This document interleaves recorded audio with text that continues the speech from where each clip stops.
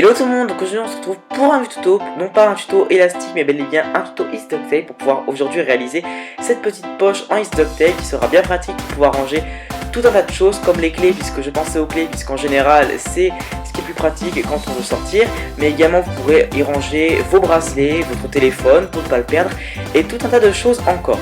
Si ça vous plaît, nous allons pouvoir passer tout de suite au matériel nécessaire. Tout d'abord, il faudra bien évidemment donc un rouleau de East Duct Tape de la couleur de votre choix, ainsi qu'un cutter ou un objet de façon à pouvoir découper les bandelettes de duct tape, et également une équerre ou une règle pour pouvoir mesurer votre duct tape. On va donc pouvoir commencer avec notre tapis de coupe, et en prenant notre rouleau de East Duct Tape, on va donc tout d'abord dérouler une première bande qu'on va étaler sur la planche, et on va prendre notre règle pour mesurer la longueur nécessaire. Donc moi je vais réaliser une assez grande pochette au niveau de la longueur, ce qui fait que je vais couper une bandelette de 30 cm. Bien évidemment, au niveau des mesures, ce sera vraiment à vous de faire comme vous voulez, suivant tout simplement la pochette que vous voulez avoir. Si vous voulez avoir une grande pochette ou une pochette plus épaisse, c'est comme vous voulez. Une fois que j'ai donc fait ma bandelette, je vais reprendre mon rouleau de duct tape et en réaliser une seconde juste en dessous de la première, en faisant en sorte néanmoins que la seconde bandelette puisse néanmoins coller de quelques centimètres la première. De cette façon, quand on retirera les bandelettes, toutes les bandelettes seront collées l'une entre elles. J'espère que je m'explique bien. Et donc ensuite, une fois que c'est fait, je reprends mon équerre, mon cutter et je recoupe ma deuxième bandelette au même endroit que la première pour que la seconde soit de même mesure que la première.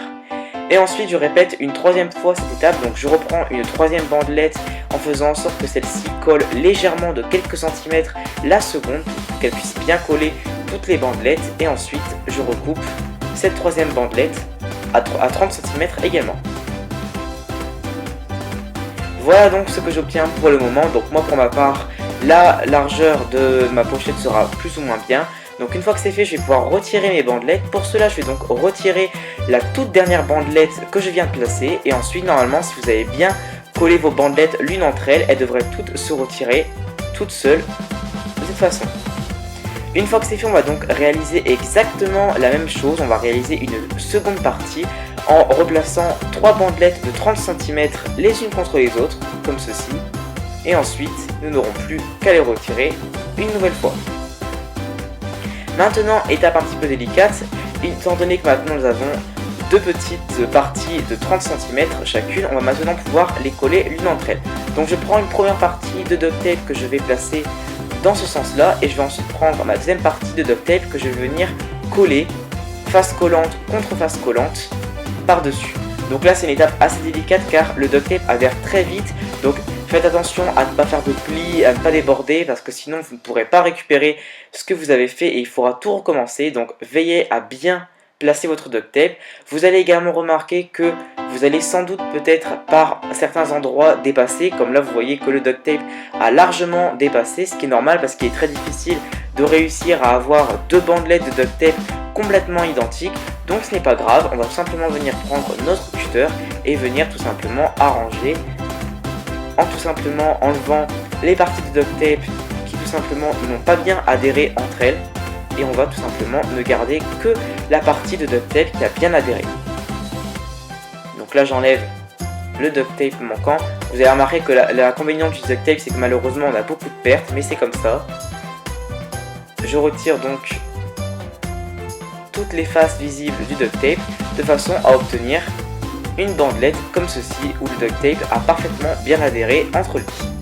Une fois que c'est fait, je vais maintenant pouvoir réaliser une nouvelle bande, et cette fois-ci je vais donc réaliser la deuxième partie de ma pochette qui sera légèrement plus petite. Par conséquent, moi je vais faire 10 cm en moins, puisque là je vais couper une bandelette de 20 cm, mais encore une fois ce sera vraiment à vous de voir au niveau des mesures suivant l'aspect de la pochette que vous souhaitez avoir. Donc je réalise une première bandelette de 20 cm, une deuxième et puis une troisième, et encore une fois je retire ma première partie. Je réalise ensuite une seconde partie exactement de la même façon, et comme pour tout à l'heure, je vais ensuite venir coller mes deux parties de duct tape, face collante contre face collante, en faisant en sorte de bien les mettre pour ne pas qu'il y ait de plis ou que cela déborde. Je fais en sorte donc de bien étaler le duct tape avec mes doigts pour avoir vraiment une surface bien plate, et ensuite je vais avec mon cutter venir sur les extrémités pour couper les petites partie de duct tape qui dépasse.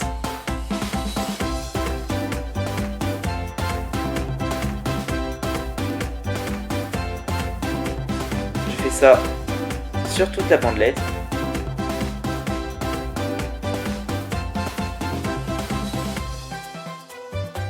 Et voilà ensuite ce que j'obtiens, donc également une deuxième partie de duct tape totalement bien faite.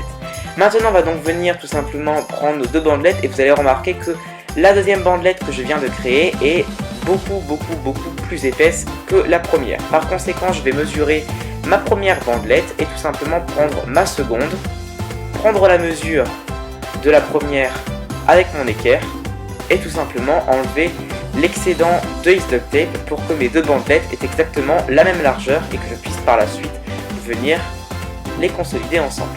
Donc tout simplement je découpe ma bandelette et de cette façon elle aura donc exactement la même largeur que la première, comme ceci.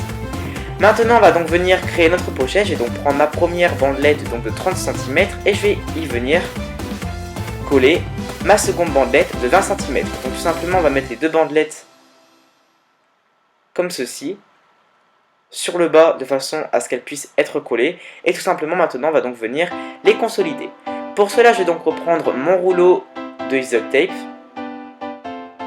et tout simplement venir reprendre une bandelette de duct tape de façon à ce qu'elle ait la même longueur que la plus petite pochette. Donc moi ma plus petite pochette, je vous rappelle qu'elle faisait 20 cm, donc tout simplement je replace ma pochette à la même hauteur que ma bandelette de duct tape et tout simplement ensuite je prends la marque et je viens avec mon cutter découper la longueur qu'il faut.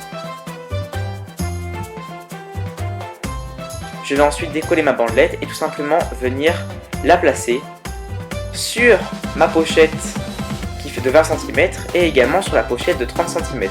De cette façon je vais pouvoir les coller l'une entre elles. Je retourne ensuite ma poche et je vais ensuite venir coller l'excédent de duct tape sur l'arrière de ma poche en duct tape et de cette façon vous allez remarquer que notre poche sera collée. Donc là par contre encore une fois si vous voyez un petit peu de duct tape de travers, n'hésitez pas à l'enlever et à rectifier les détails avec votre cutter et vous allez remarquer que nous aurons une première partie de duct tape de collée. On va donc reprendre une deuxième bandelette de duct tape également de 20 cm et tout simplement venir la replacer sur la partie de droite de notre pochette et également venir par conséquent consolider nos deux bandes de duct tape l'une entre elles. Et voilà ce qu'on obtient. Donc pour le moment vous allez voir que notre poche va commencer à tout simplement se construire. Il ne reste plus qu'à s'occuper de la partie du bas. Donc là encore une fois je vais mesurer la partie du bas et recouper une bandelette de duct tape de la même longueur.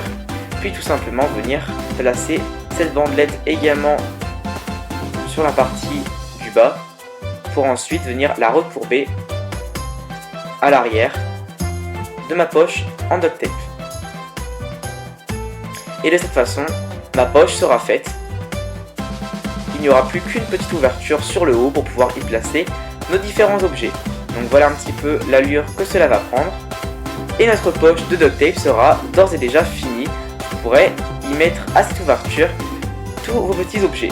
Donc là vous allez voir que j'ai réalisé volontairement une pochette assez grande puisque j'avais pris une mesure de 30 cm à la base. Vous allez voir que vous pourrez bien évidemment faire des pochettes de duct tape beaucoup plus petites ou également beaucoup plus larges. Ce sera vraiment à voir donc au niveau des mesures, je le répète, vraiment la mesure que vous souhaitez avoir pour votre pochette. Et ensuite une fois que c'est fait, on pourra donc prendre une petite punaise, ce qui vous permettra d'accrocher votre pochette à votre mur pour pouvoir tout simplement y placer tous les objets que vous voulez. Donc vous pourrez par exemple, étant donné que j'ai réalisé une pochette assez grande, y mettre par exemple des chaussures, mais vous pourrez par exemple, comme vous le voyez pour ma seconde pochette rouge et noir, réaliser des pochettes beaucoup plus petites et également beaucoup plus larges pour y mettre par exemple des objets un peu plus larges et un petit peu plus petits. C'est vraiment à vous de voir, donc je me répète encore au niveau des mesures, c'est vraiment à vous de voir. La méthode pour réaliser la poche ne change pas, mais par contre au niveau des mesures, vous pourrez bien évidemment les changer pour pouvoir réaliser les pochettes que vous voulez, qu'elles soient grandes, petites, larges ou fines. Donc voilà, j'espère vraiment que ce tuto vous aura plu. Je vous retrouve très prochainement pour un nouveau tuto It's DuckTale pour vous montrer comment réaliser des petits porte-photos en DuckTale. J'espère vraiment que ce nouveau type de loisir créatif vous aura plu et je vous dis à très bientôt pour de prochains tutos.